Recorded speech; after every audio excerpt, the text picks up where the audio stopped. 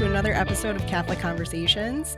I'm your host, Joelle Zarnowski, and today I am joined by Father Christopher Seibt, who is our Vice Chancellor for the Diocese of Syracuse. He's also the pastor of Divine Mercy Parish in Central Square and Sacred Heart in Cicero. So thank you for joining us today. Thanks for having me. It's always a pleasure to do things like this for the diocese and have these conversations, and it's exciting for your new venture in podcasting. And so I'm happy to be here. Yeah, thank you. So today we're going to talk about Immaculate Conception, which we'll have just celebrated the day before this episode releases. So obviously we all know Immaculate Conception, Holy Day of Obligation. Can you, with your experience, tell us a little bit about the theology behind it, the significance of the Holy Day, why we celebrate it? Yeah, absolutely. You sent me the heavy hitter questions, so I prepared some things theologically, to get into the Immaculate Conception. But also you mentioned Holy Day of Obligation. I know we're going to talk about that afterward too, because there was some confusion this year, and so we'll talk about that. But Immaculate Conception is when we celebrate Mary having been conceived in the womb of her mother, St. Anne, without original sin. And that's important for us because when we think about God's plan of salvation, we think of from the Old Testament times through the New Testament, how God is intervening and part of human history salvation history in a very unique way. And so here we have God acting in the life of the Blessed Mother to prepare her to be able to receive the graces that she needed to take on her role in his plan. So Mary still had to say yes and cooperate, and that's the key thing, to cooperate with that.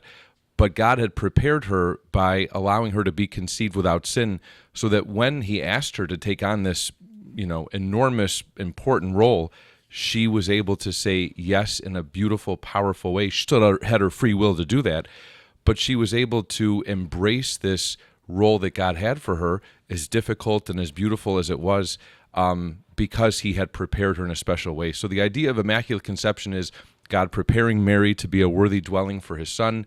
She's cooperating with his grace. And then, of course, the incarnation happens and salvation history changes dramatically. Yeah, absolutely. So you mentioned this change that we've seen this year with the Holy Day of Obligation, that typically when the Holy Day fell on Sunday, December 8th falls on Sunday, and it transferred to Monday, that would not be considered a Holy Day of Obligation. But this year that changed, and we are observing it as a Holy Day of Obligation. Can you talk about, why you feel that change was made and kind of what the significance of that is for us as Catholics? Yeah, sure, absolutely. So Holy Days of Obligation, so there are 6. And in fact, when I was in 4th through 6th grade at St. Daniel's School all those years ago, part of our morning prayer every day is we had to recite the 10 Commandments, the 7 Sacraments, and the 6 Holy Days of Obligation in the United States. So thankfully, thanks to my great teachers at that time, I know what the Holy Days are now. But what happens with Holy Days, so they're obligatory, first of all, because like Sundays, they're great solemnities that celebrate immensely important moments in the life of the church. We think of, obviously, Christmas is the popular one. That's a Holy Day of Obligation. Right. But also moments in the lives of the Blessed Virgin Mary, All Saints' Day, so for all the saints, and our Lord, like the Ascension. So those are Holy Days of Obligation. And again, they're obligatory because the church deems them so important that all the faithful need to gather to celebrate on those days. So Holy Days of Obligation, we have to go to Mass. And the issue is when they fall on the calendar.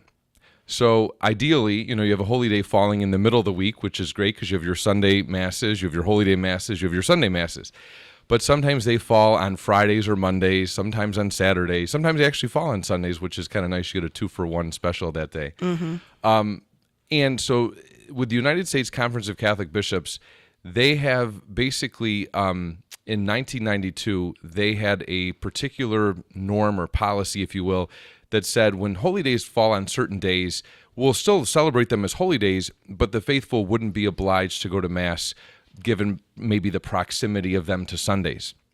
So in 1992, they listed a few of those holy days that would apply to, but they didn't list in that list the Immaculate Conception. And so when the calendar was developed by the Secretariat for Worship of the USCCB, it said on it, December 8th was transferred. So sometimes holy days are transferred if they fall on Sundays. and it was transferred to the Monday the 9th, and so it said a holy day, but not of obligation. And so everybody went with that. But one of the bishops wrote to the dicastery in Rome and just said, hey, can you clarify this for us? This is the patronal feast day of our country. Right. It seems kind of odd that we're not obliged to go on that day. So the dicastery wrote back and said, yep, even when holy days are transferred, in fact, they are obligatory. Now, we could get into the particulars of canon law.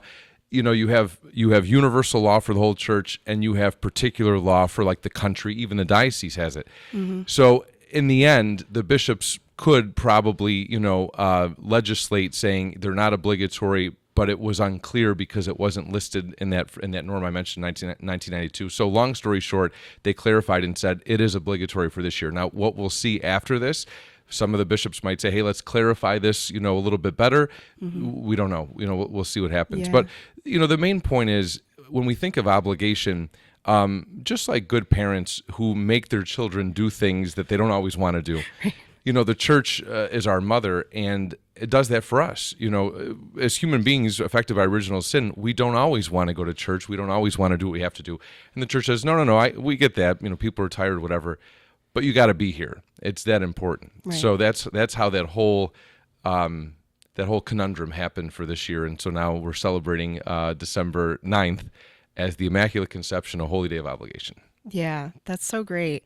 I know that when they announced that in our meeting here to say that it had happened, I was like, I don't understand why it hasn't always been that way, because I think that we still celebrate it so heavily in this diocese at a lot of our parishes because she's, yes, the patroness of our country, but she's also the patroness of our diocese. Exactly. So with that and the special meaning that she holds for our diocese, how do you feel that the Blessed Mother and the Immaculate Conception, how do you feel that they kind of like work to help shape the identity of our diocese? That's a great question, because there are a lot of moments in the life of the Blessed Mother that we celebrate. The Annunciation, the Visitation, Immaculate Conception. What I think is so unique about the Immaculate Conception, as we kind of said before, is this idea of God preparing Mary and Mary cooperating with his grace that was active in her. And so I think, having her as the patron of our diocese, we've been so blessed as the Church of Syracuse in so many ways, and it helps us to remember we have a particular role in God's plan of salvation, right? So it's not about us. Our lives are not about us. It's about finding our place in his plan, as Bishop Barron always says. And once we find that place that he has for us, or that plan that he has for us, it's a matter of cooperating with the grace that he's given us in baptism and the other sacraments to be able to say yes to that plan, even when it's difficult, even when it's hard.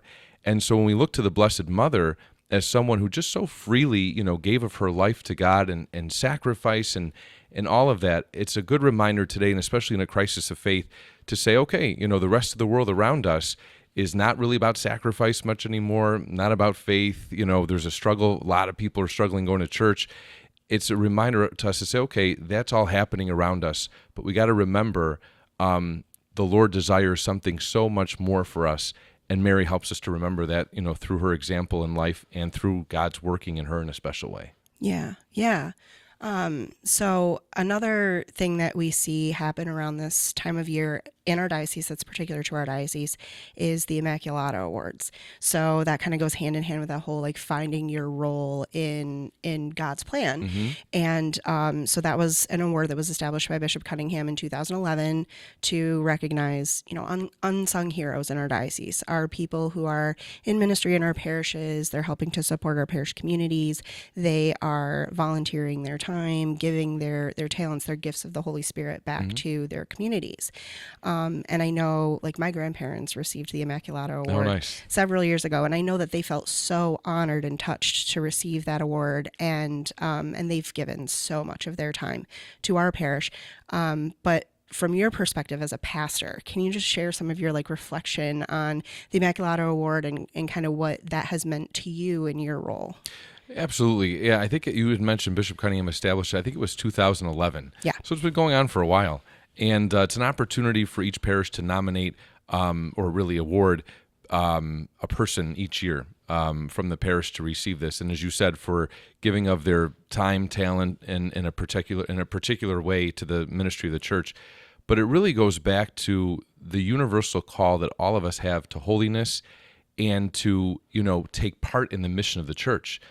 And our parishes around the diocese, we're in a time where there's a lot of struggle going on, right? There's, we see the Catholic Sun publish the numbers, and we see the decline in people attending Mass and families going to faith formation. And we see even in the parish a lot of the regulars also kind of in that struggle too. And here we have people that are still like persevering and pushing forward through that and saying, no, we gotta remember, like, we have an obligation to take part in the mission of the church, right? And it can't just be showing up, although that's half the battle now. If we can have that happen, great. But it's not just about showing up. It's about we actually have to do something, We see our priests now with multiple parishes and responsibilities and jobs, and we talk a lot about the laity and being involved in the mission of the church. And here, through this award, we recognize that, I think of people in my parishes who have received it, people who are working at our food pantries as volunteers, multiple days out of the week, multiple hours, almost like it's a part-time job. Yeah. In some cases, a full-time job. It's those small ways behind the scenes that people really animate the mission of the church. It's when it happens, and this is the struggle of every pastor and parish to get that to happen. When it happens, it's amazing, right? It's just, you can see the Holy Spirit at work, people giving back of their gifts, and they're doing it within the context of the church. So they're not saying, we're going to do our own thing over here. They know what the church is about. They know what faith is about, and they're wanting to hand that on. People who run Christmas programs every year, they just are always there. They're basically the people that you encounter in your parish on such a regular basis. They might as well be part of the staff, right? Right. Because they're always there, and they work well with the staff, and they get other people excited in volunteering. So I think it's a wonderful opportunity to really recognize that every year, and to be able to do that. And the parishes also enjoy it too, because they see people who are doing this, and some of them start saying, we should probably be doing a little bit more too.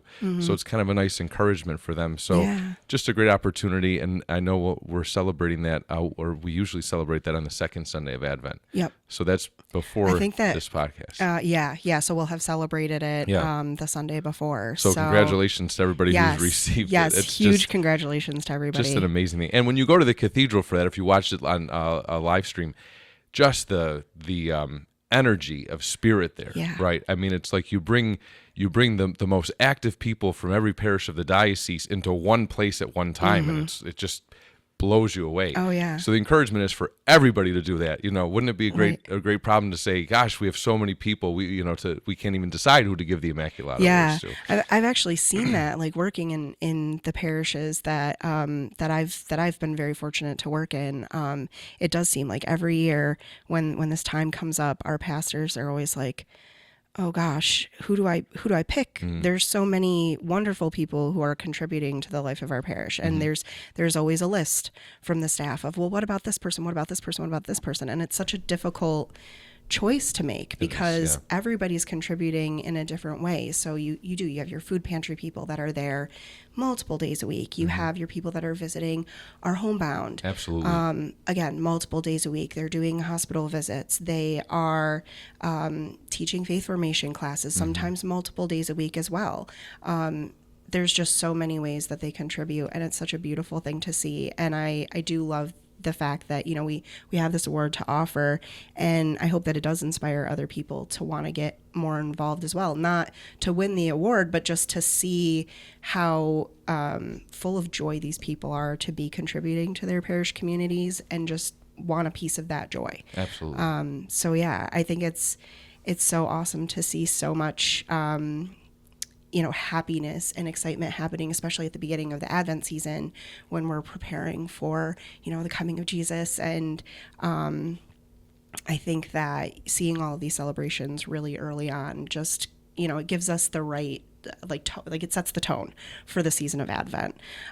So with that, now that we're in Advent, do you have any, insight or reflection or advice for our listeners as we kind of move through the season? Absolutely. My biggest advice always is don't over anticipate Christmas. Yes. Right. I Yes. mean, my goodness, I have friends and parishioners who have already decorated for Christmas, and we're filming this in November. This is even before Thanksgiving, Yeah. and it's exciting, and you see it on Facebook and social media and stuff like that. But the reality is, Advent is such a powerful time of the year because we take the first 2 weeks and we think, okay, Jesus is returning again in glory. And we have to be ready for that, right? Are we there yet? And we think about that and we prepare our hearts. Then the second 2 weeks we think, okay, he's already come, and let's celebrate that anew again so we can be renewed in that. And all throughout those 4 weeks we're reminded of just the underlying coming of Christ in the here and now always, right? So in the sacraments, in the proclamation of the word, and in the service of the church, and the mission and so on. So it's a powerful time of the year, and sadly gets so overshadowed by the secular, Elf on the Shelf and all that kind of stuff like that. Yeah. And fair enough, those things are fun and whatever. They But spiritually, there's something about just taking the present moment and embracing that where we're at, And so I have found personally, I love putting up my Christmas decorations. But I have found that if I, that's that anticipation, that waiting, and if I do that and just, in the present moment, Christmas becomes that much more special. Right. And you actually celebrate the season of Christmas, right? Versus getting to the 25th and saying, oh, thank God that's over. We've been doing it since October 31st, November 1st. So you get to Christmas and you're like, okay, now here we go. The problem is, as Catholics, as Christians, we're ready. If you do that, you're ready to celebrate Christmas on the 25th, and everybody else has shut down, right? Right. All the decorations are starting to come down and things. Sometimes people will go to New Year's, if you're lucky. But the Christmas season, again, is such a beautiful and powerful time, the octave and so on. So it's so hard because there is that just tsunami of a secular influence there. But it can be done in small ways, like in your family, in your parish, in your own prayer and personal life, and little ways that you do that. But just to take Advent and really, use it as a time of embracing the coming of Christ. And then Christmas is a time of true celebration of that coming in all its different aspects. Yeah. And then when you get to the end of Christmas with the baptism of the Lord, then you're like, okay, yeah, now we're done, right? Now we got to move on. We got to move back in the ordinary time. So hopefully, if you're listening to this and you're out there, just be patient. Christmas is going to get there. Yes. Yeah. Enjoy the season of Advent and just, find ways to celebrate that. I love all the traditions that we see in the parishes that I work into of we invite families to come light the Advent wreath before Mass, and the kids are always so excited to go up with mom and dad and light it. And it's just such a beautiful thing to witness. So hopefully people are partaking in that and finding ways to enjoy it. So awesome.